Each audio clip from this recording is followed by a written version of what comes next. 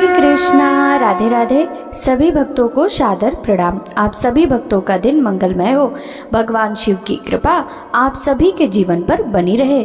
आज की इस वीडियो में आप श्रवण कीजिए श्रावण मास महात्म्य के 7वें अध्याय की कथा। भक्तों, आपने श्रावण मास महात्म्य के कल के अध्याय में सोमवार व्रत कथन नामक कथा को श्रवण किया था। भक्तों, आज के इस अध्याय में मंगला गौरी व्रत का वर्णन तथा व्रत कथा को श्रवण करेंगे। तो चलिए भक्तों, वीडियो शुरू करते हैं। ईश्वर बोले, हे सनत कुमार, अब मैं अति उत्तम भौम व्रत का वर्णन करूंगा, जिसके अनुष्ठान करने मात्र से वैधत्व नहीं होता। विवाह होने के पश्चात 5 वर्षों तक यह व्रत करना चाहिए। इसका नाम मंगला गौरी व्रत है। यह पापों का नाश करने वाला है। विवाह के पश्चात प्रथम श्रावण शुक्ल पक्ष में पहले मंगलवार को यह व्रत आरंभ करना चाहिए। केले के खम्भों से सुशोभित एक पुष्प मंडल बनाना चाहिए और उसे अनेक प्रकार के फलों तथा रेशमी वस्त्रों से सजाना चाहिए। उस मंडप में अपने सामर्थ्य के अनुसार देवी की स्वर्णमयी अथवा धातु की बनी प्रतिमा स्थापित करनी चाहिए।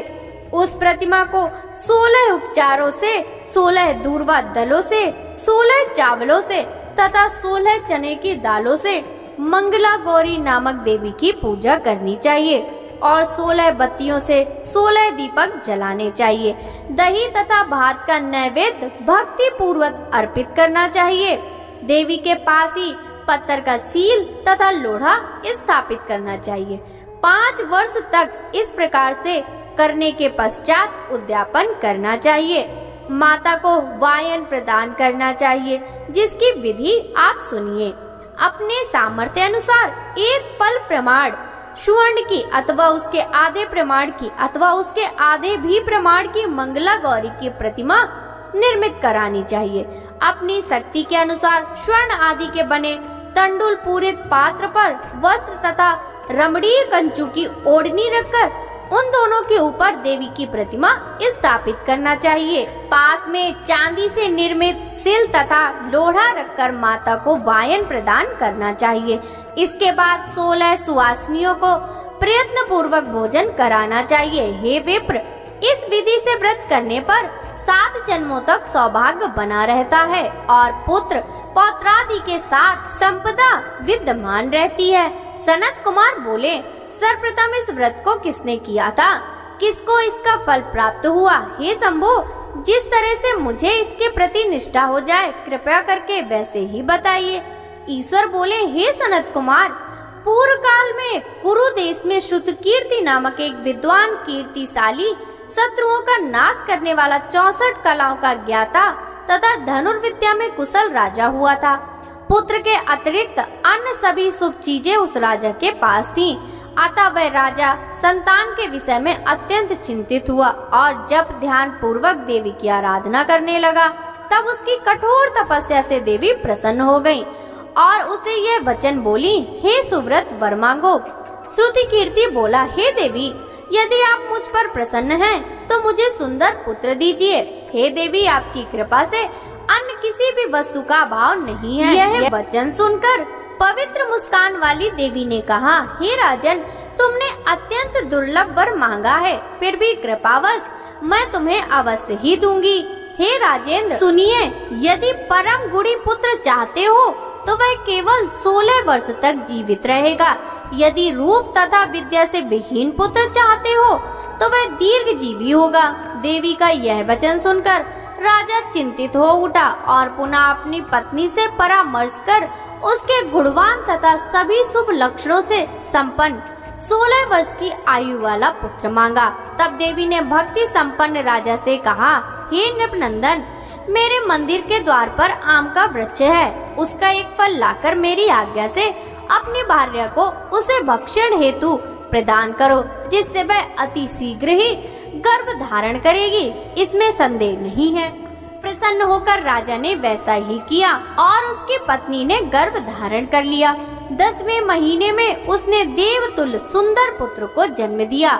तब हर्ष तथा शोक से युक्त राजा ने बालक का जात कर्म आदि संस्कार किया। शिव का स्मरण करते हुए उसका नाम चिरायु रखा। इसके बाद पुत्र के 16 वर्ष के होने पर पत्नी सहित राजा चिंता में पड़ गए। वे विचार करने लगे कि यह पुत्र बड़े कष्ट से प्राप्त हुआ है और मैं इसकी दुखद मृत्यु अपने सामने ही कैसे देख सकूंगा। ऐसा विचार कर राजा के पुत्र को उसके मामा के साथ काशी भेज दिया। प्रस्थान के समय राजा की पत्नी ने अपने भाई से कहा कि कार्तिक का वेश धारण करके मेरे पुत्र को काशी ले जाइए। मैंने भगवान मृत्युंजय से पूर्व में पुत्र के लिए प्रार्थना की थी और कहा था कि हे विश्वेश, आप जगतपति की यात्रा के लिए मैं उस पुत्र को अवश्य भेजूंगी। अतः आप मेरे पुत्र को आज ही ले जाइए और सावधानी पूर्वक इसकी रक्षा कीजिएगा। अपनी बहन की यह बात सुनकर भांजे के साथ वह चल पड़ा। कई दिनों तक चलते चलते वह आनंद नामक नगर में पहुंचा। वहां सभी प्रकार की समृद्धियों से संपन्न वीरसेन नामक एक राजा रहता था। उस राजा की सर्वलक्षण संपन्न युवावस्था प्राप्त मनोहर तथा रूप लावण्यमयी मंगला गौरी नामक कन्या थी। सभी उपमानों को तुच्छ करके सौंदर्य अभिवृद्धि को प्राप्त वह कन्या किसी समय सखियों के साथ नगर के उपवन में क्रीड़ा करने के लिए गई हुई थी। उसी समय वह चिरायु तथा उसका मामा वे दोनों भी वहां पहुंच गए। उस कन्या को देखते ही लालसा से वहीं विश्राम करने लगे। इसी बीच विनोद पूर्वक क्रीड़ा करती हुई उन कन्याओं में किसी एक ने कुपित होकर राजकुमारी को रांडा यह कुवचन कह दिया। तब उस समय अशुभ वचन को सुनकर राजकुमारी ने कहा, तुम अनुचित बात क्यों बोल रही हो? मेरे कुल में तो इस प्रकार की कोई नहीं है। मंगला गौरी की कृपा से तथा उनके व्रत के प्रभाव से विवाह के समय जिसके सर पर मेरे हाथ से अक्षत पड़ेंगे, हे सखी, वह यदि अल्प आयु वाला होगा तो वह भी चिरंजीवी हो जाएगा। इसके बाद वह सभी कन्याएं अपने अपने घर चली गईं। उसी दिन राजकुमारी का विवाह था। बाहिक देश के दृढ़धर्मा नामक राजा के सुकेतु नामक वाले पुत्र के साथ उसका विवाह निश्चित किया गया था। वह सुकेतु विद्याहीन, कुरूप तथा बहरा था। तब सुकेतु के साथ आए हुए उन लोगों ने विचार किया कि इस समय कोई दूसरा श्रेष्ठ वर ले आना चाहिए और विवाह संपन्न हो जाने के बाद वहां सुकेतु पहुंच जाए। उन लोगों ने चिरायु के मामा के पास जाकर याचना की कि आप इस बालक को हमें दे दीजिए, जिससे हमारा कार्य सिद्ध हो जाए। इस पृथ्वी पर परोपकार के समान दूसरा कोई धर्म नहीं है। उनकी यह बात सुनकर चिरायु का मामा मन ही मन बहुत प्रसन्न हुआ, क्योंकि इसने उपवन में पहले ही कन्या मंगला गौरी की बात सुन ली थी। फिर भी उसने एक बार कहा कि आप लोग इसे किस लिए मांग रहे हैं? कार्य की सिद्ध हेतु वस्त्र, अलंकार आदि मांगे जाते हैं, वर तो कहीं भी नहीं मांगा जाता। तथापि आप लोगों का सम्मान रखने के लिए मैं इसे दे रहा हूँ।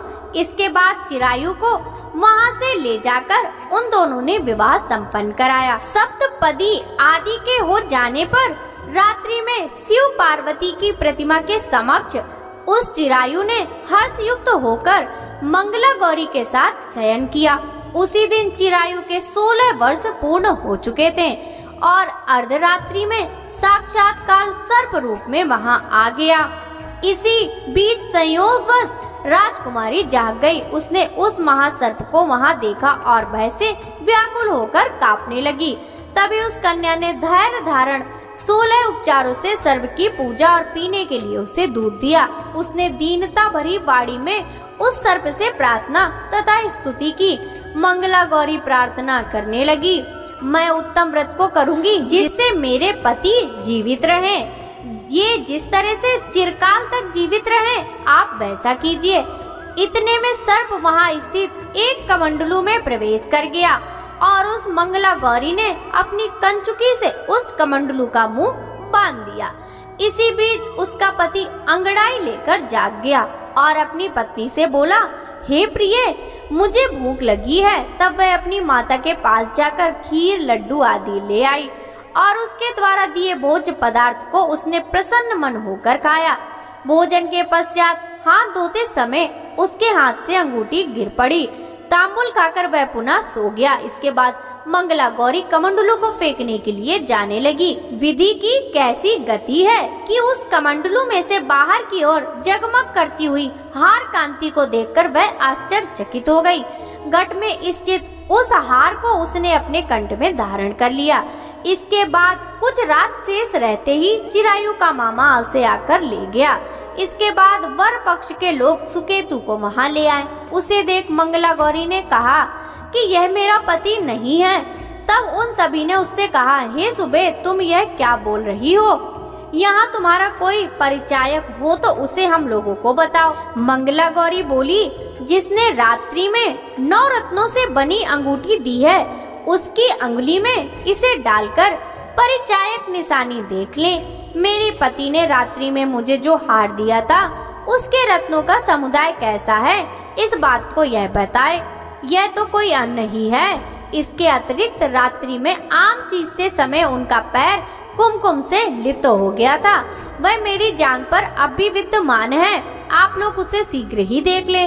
साथ ही रात में परस्पर भाषण तथा भोजन आदि जो कुछ किया गया था, उसे भी यह बता दे, तब यह निश्चय ही मेरा पति है। इस प्रकार उसका वचन सुनकर सभी ठीक है कहने लगे।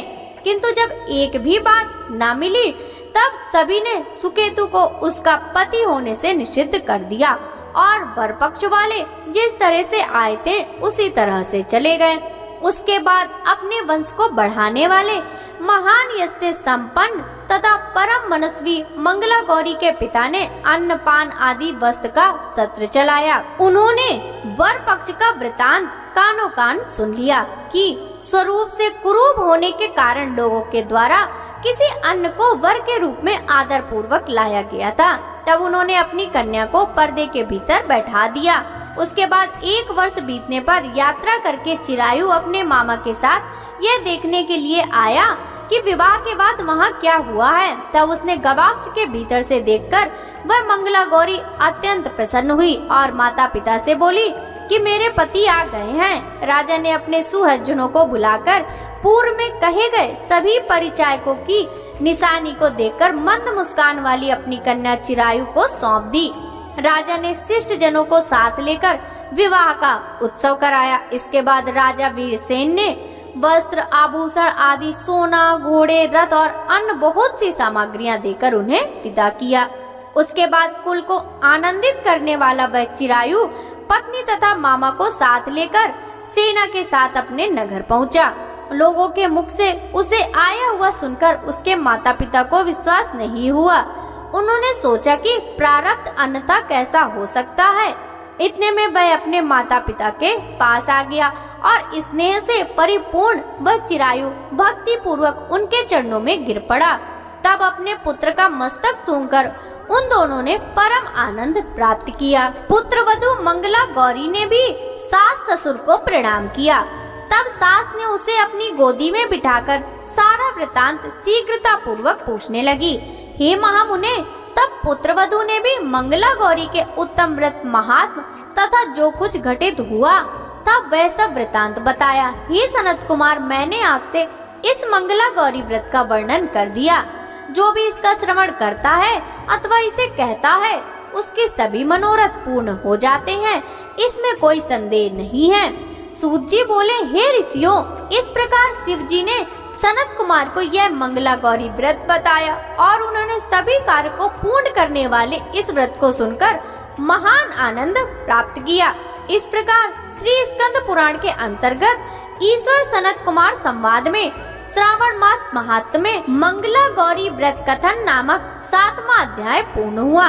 भक्तों, अगले अध्याय की कथा का वृतांत हम कल के अध्याय में श्रवण करेंगे। यदि आपको श्रावण मास महात्म्य की यह कथा अच्छी लगी हो तो इस वीडियो को लाइक कर ज्यादा से ज्यादा भक्तों के साथ शेयर कीजिएगा। साथ ही कमेंट बॉक्स में हर हर महादेव लिखना बिल्कुल भी मत भूलिएगा। आपसे मिलते हैं कल के अध्याय के साथ। सभी भक्तों को हरे कृष्णा, राधे राधे, हर हर महादेव।